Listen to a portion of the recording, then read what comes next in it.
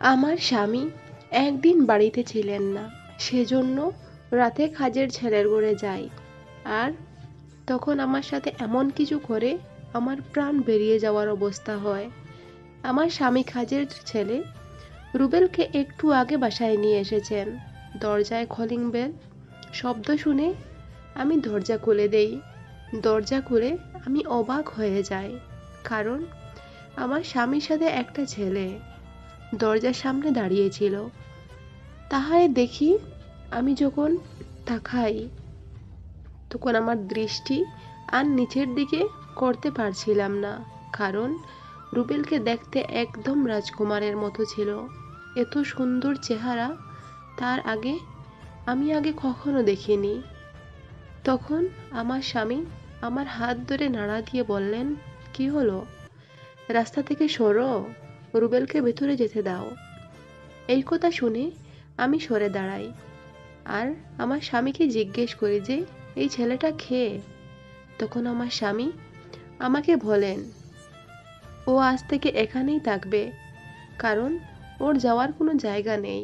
আমার কাছে এসে অনেক অনুরোধ করছিল যাতে আমি একটা কাজ দেই ওকে। সেজন্য আমি ভেবে নিলাম যে বাড়িতে থাকলে সংসারের কাজ অথবা বাজার করা তাতে তোমাকে অনেক সাহায্য করবে। আর রুবেল খুব শান্তশিষ্ট আর ভদ্র একটা ছেলে, সেজন্য ও বাড়িতে থাকলে আমার আর কোনো চিন্তা থাকবে না, সব কাজে তোমাকে সাহায্য করবে ও। এই কথা শুনে আমি ভীষণ খুশি হই, কারণ প্রথম দেখাতেই আমি রুবেলের প্রেমে পড়ে গেছি। আগে কখনো এমন সুন্দর ছেলে আমি কোথাও দেখিনি। আমার স্বামী অফিসে কাজ করতেন আর আমাদের একটা দোকান ছিল। সেই দোকানে রুবেল রুবেলকে কাজের জন্য রেখেছেন। রাতে ওদেরকে খাবার খাইয়ে আমিও আমার স্বামী শুয়ে পড়ি। রুবেলকে আমাদের অন্য একটা রুম দেই থাকার জন্য। রুবেল জবে থেকে এসেছে কখনো আমার মুখের দিকে তাকিয়ে কথা বলেনি। সত্যি সত্যি খুব ভদ্র একটা ছেলে। রুবেল যতটা সুন্দর ঠিক ততটাই ভদ্র। রুবেলের বয়স 18 বছর। একদিন বারান্দায় বসে ফিস ফিস করে খাচ্ছিল। তখন আমার স্বামী অফিসের জন্য বেরিয়ে যাচ্ছিলেন। রুবেলের কান্না দেখে দাঁড়িয়ে পড়েন আর জিজ্ঞেস করেন, কি হয়েছে রুবেল, কাঁদছিস কেন তুই? তখন রুবেল বলে, আমি একটা মেয়েকে খুব ভালোবাসি আর ওর বাবা ওকে অন্য একটা জায়গায় বিয়ে দিয়ে দিচ্ছেন। ও বলে ওর বাবাকে যদি আমি 50,000 টাকা দিই তাহলে ওকে আমার সাথে বিয়ে দেবেন। এই কথা শুনে আমি অবাক হয়ে যাই, কারণ এটা তো মেয়ে বিক্রি করা। কখনো কোনো বাবা মা এইভাবে টাকা দিয়ে মেয়ে বিক্রি করতে আমি আগে আর শুনিনি। আমার স্বামী খুব ভালো একজন মানুষ। রুবেলের এই কথা শুনে উনি 50,000 টাকা দিয়ে দেন আর বলেন, তুই আমার বাড়িতে যদি 2 বছর কাজ করিস তবেই আমি এখন তোকে 50,000 টাকা দিয়ে দেব। রুবেলও এগ্রিমেন্টে সই করে রাজি হয়ে যায়। তারপর 50,000 টাকা দিয়ে ও নিজের বিয়েটা ফাইনাল করে রাখে ভালোবাসার মানুষের সাথে। আমি এদিকে রুবেলের প্রেমে হাবুডুবু খাচ্ছি। আমাকে কোনো পাত্তাই দেয় না ও।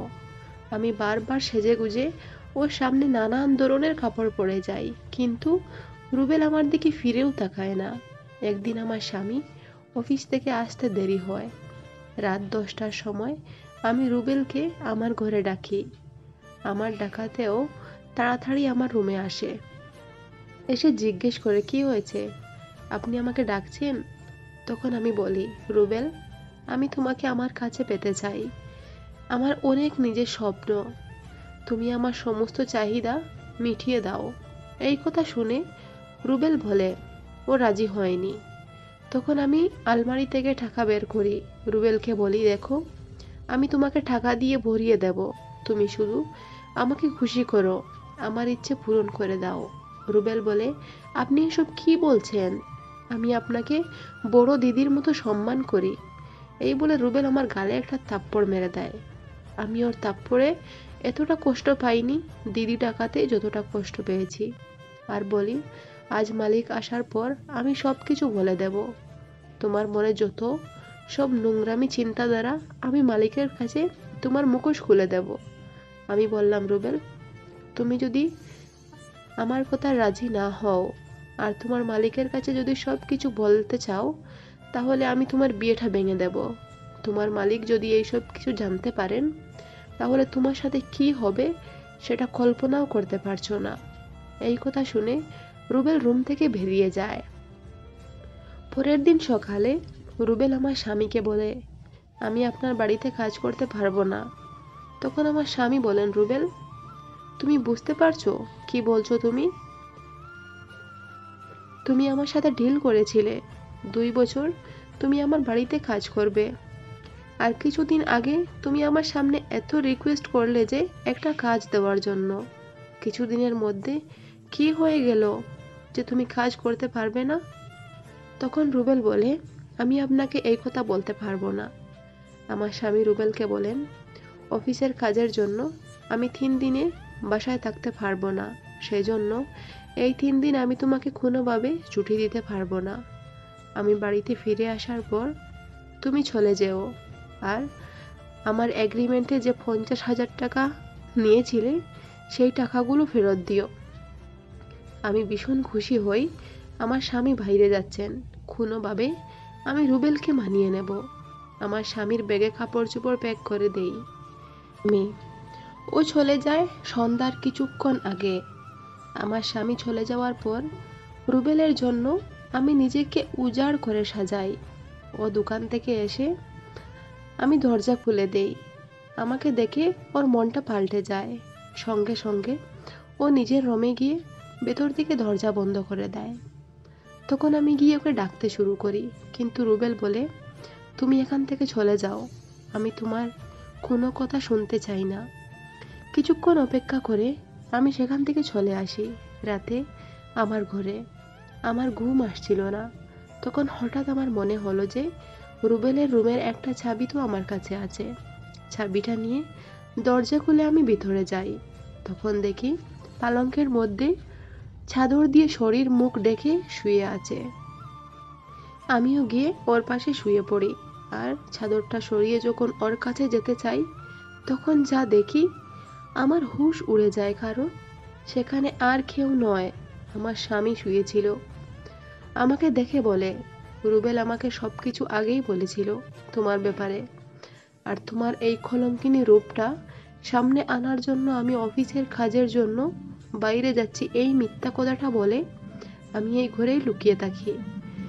স্ত্রীদের খাওয়ানোর জন্য দিন রাত পরিশ্রম করি আমরা ছেলেরা, তা না হলে তোর মতো নোংরা মেয়ে টাকা দিলে হাজার হাজারটা লাইনে এসে দাঁড়াবে।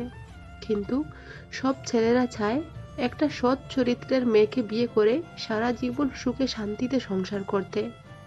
আমি তো রুবেলকে দেখে অবাক হচ্ছি। তুই মেয়ে হয়ে নিজের সম্মান বাঁচিয়ে রাখতে পারলি না, কিন্তু রুবেল ছেলে হয়ে কিভাবে নিজের সম্মানকে বাঁচিয়ে রেখেছে। আমি তো তোর স্বামী আছি, তোর কিসের অভাব? রূপ আর যৌবন সারা জীবন থাকে না। রুবেলের রূপ যৌবন দুটোই আছে, কিন্তু দুটোকেই সে সামলে রাখতে পারছে। এত নির্লজ্জ মেয়ে, আমি তোকে নিয়ে আর সংসার করতে চাই না। এই বলে আমার স্বামী আমাকে ডিভোর্স দেয় আর বলে বাবার বাড়িতে চলে যেতে সারা জীবনের জন্য। এত সুখ আমার কপালে সইল না। অনেক সুখে শান্তিতে আমি আমার স্বামীর বাড়িতে সংসার করছিলাম। আমার সংসারে আমি আর আমার স্বামী ছাড়া আর কেউ ছিল না। এবার বাবার বাড়িতে চলে যেতে হলো সারা জীবনের জন্য।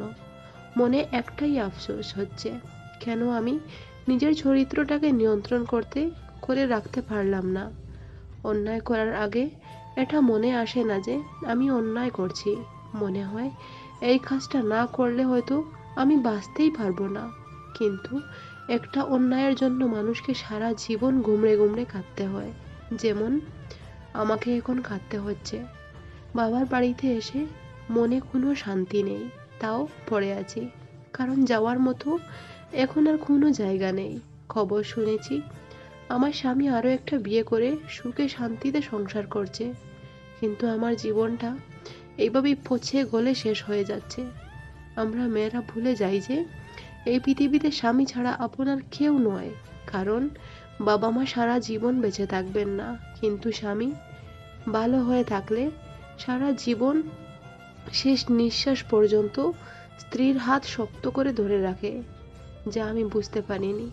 একটা কাজের ছেলের সৌন্দর্যের লোভে পড়ে আমি আমার সারা জীবনের সুখ হারিয়ে ফেললাম। এখন এই কষ্ট বুকে নিয়ে সারা জীবন বাঁচতে হবে। গল্পটা এখানেই শেষ করলাম।